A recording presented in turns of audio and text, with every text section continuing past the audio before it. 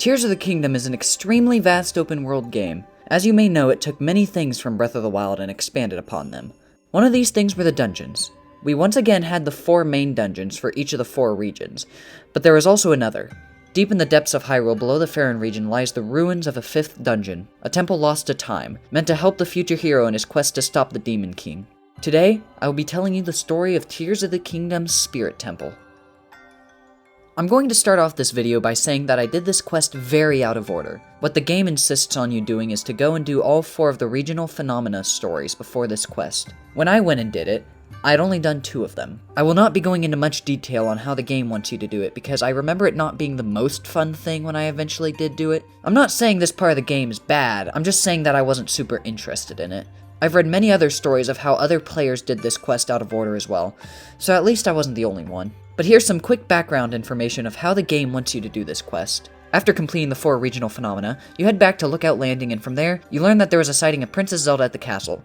You eventually go up to the castle trying to track down Zelda, and plot twist, the Zelda you've been seeing throughout the entire game was just a puppet of Ganondorf. Ganondorf attacks Link, but luckily the 4 sages come to the rescue and help you fight off Ganondorf's phantoms. You all head back down to Purah and quickly learn there is a 5th sage that you need to take down the Demon King. I'm not 100% sure on this next part, but I'll say what I think you do. I think, correct me if I'm wrong, but I think you need to go speak with Taro, who will help give you clearance into the final ring ruin in Kakariko Village. There, you basically learn that you need to go to the Faron region to look for the 5th sage. You do a super long quest there with some clothing to finally clear the crowds around the Thunderhead Isles overhead. Jeez, that was a lot. I'll go over the Thunderhead Isles a little more in a minute, but getting back on track. When I first started this quest, I was actually headed to Lurelin Village to try and help with the pirate problem they were having. But partway there, I realized I was extremely close to this giant storm in the sky. I didn't realize that it was going to be an important part of the story, so I caught a lift on some fallen Zonai rubble up to the island. I wasn't so lucky when recording footage for this video, and I was kinda hurting on Zonai materials, so I made the cheapest hovercraft I possibly could. I didn't even give this thing a steering wheel. I was just that poor. The closer you get to the Isles, the foggier your vision gets. This wouldn't be a problem if you do this the intended way, but whatever.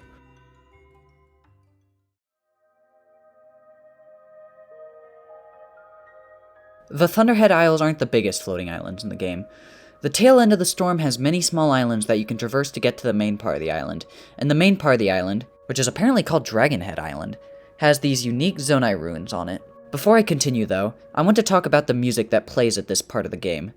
While not as grand as the music that plays when you're climbing to the Stormwind Arc, it still gives you this feeling of melancholy comfort, a feeling of a forgotten age ruined by darkness. It makes you feel that this place is more important than many of the other Sky Islands, that there's a reason a storm was, or is, covering the entire place.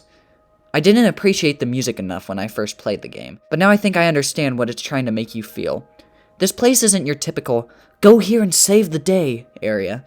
Here, there's nobody in danger that you know of, but you still want to help with whatever the problem may be. As I was saying a second ago, there's some Zonai ruins on the Isles. Once you enter them, you'll see the entire place has been taken over by nature, much like many of the other Zonai ruins you can find throughout the game.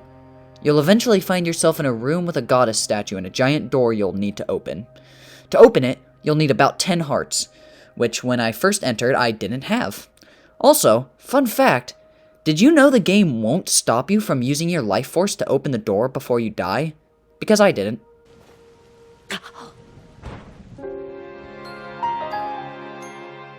Well, after scrounging around for as many spare shrines as I could find, and selling my soul to Satan, I was finally able to open the door. Once on the other side, you'll find this weird mask-looking thing on a pedestal, and after going up to it, a door opens behind it, and it'll shoot out a green beam of light. After that happens, spoiler alert, the voice of the 5th sage starts talking to you, telling you to follow the light, so you have to go downstairs and build a flying machine to bring the mask to where the green light is pointing. Once you get to the area, an entrance underground opens up. You bring the mask with you as you continue going deeper. As you go, the 5th sage begins talking to you again, talking about how you are Zelda's chosen protector, and how you and her need to meet. Once you are finally down in the depths, you will see a giant Zonai building called the Construct Factory, and it is where you need to bring the mask you've been carrying this whole time. Before continuing with the quest, I want to talk about the Construct Factory real quick. The factory consists of 5 different parts: the Construct Factory, a right arm depot, right leg depot, left arm depot, and left leg depot.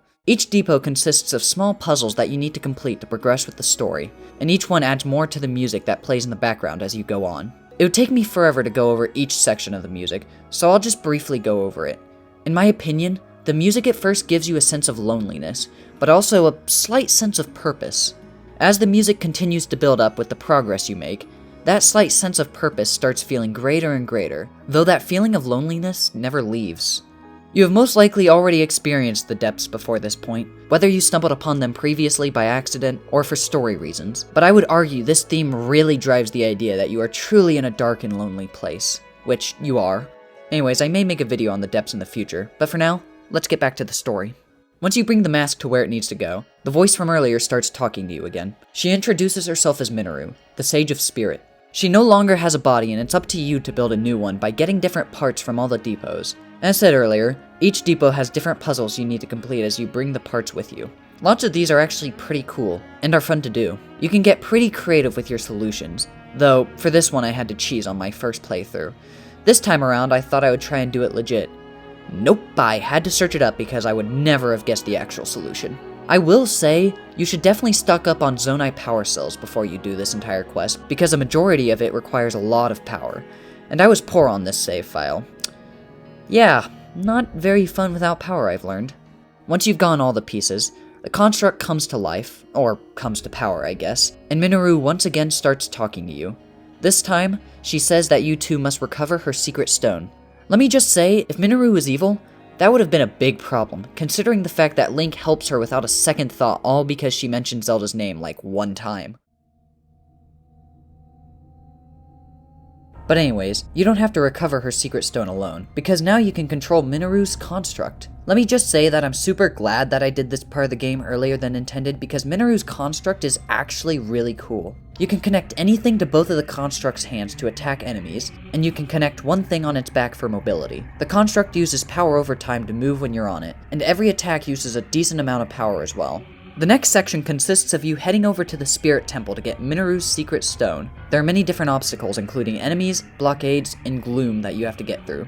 Luckily, Minoru's construct is very useful at traversing the depths. On your way there are many different rest points where you can get new tools to use with the construct. I find this section of the game pretty fun, and a good way to get used to the construct's controls. At one point, you need to fight a Hinox, and while that sounds really cool with the construct, most of it consists of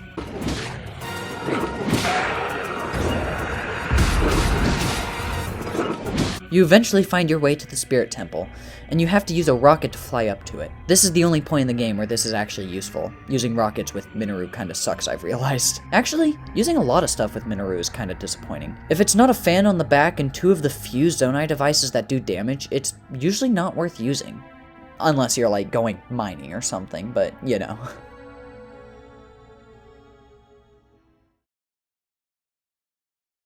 But anyways, once we head down to the Spirit Temple, we'll see the secret stone literally right over there. It's only past this little arena where I'm sure there won't be a boss fight. Oh hey, look, a boss fight. This is the Seized Construct. It was created by Minoru long ago, but has now been corrupted by the Demon King. It's a decent boss fight, which honestly isn't that hard. I mean, as long as you have enough Zonai power cells, that is. This boss has two stages. The first stage consists of it just trying to hit you into the electric fence that surrounds the entire arena. To defeat it, you just have to do the exact same thing. As I said, it isn't the hardest boss fight ever, but it still is pretty fun in my opinion. Once you beat the first stage, the construct grows more arms and will start using more Zonai tech. It's also been given the ability of flight, so I would suggest you use Zonai cannons to shoot it down. The second stage isn't that hard either, but it definitely is more fun than the first. Finally, you'll take down the machine, and after that, you beat the temple. Yeah, that's it. In my opinion, this temple was pretty disappointing. I know that we used Minoru's construct a lot as we were coming here, but during my first playthrough, I honestly thought all that was just going to be a warm-up, and that there were going to be a lot more puzzles for us to do inside the Spirit Temple. But nope, which is honestly kind of disappointing. I feel like this temple had a lot of wasted potential, but hey, can't change it now, I guess. But anyways, after being the Seized Construct, we go up to the secret stone, and Minoru's spirit, which was apparently inside the Purapad this entire time, floats over to it, sending it over to her construct. We get a giant lore dump about the imprisoning war here, which I will not be going over due to the fact that that's not what this video is about. But I may make a video on it in the future if you guys would like to see that. But anyways, this video idea was given to me by a viewer on my other Tears of the Kingdom video, so special thanks to Swershina. There, I had to go back to, my previous video because I did not write it down in the script, so if you guys have any other ideas of videos you think I should make, let me know in the comments down below and I'll look into it. While you're at it, you should watch my other Tears of the Kingdom video. It goes over the Rito storyline in this game. Leave a like down below and subscribe if you enjoyed, and I'll see you in the next video.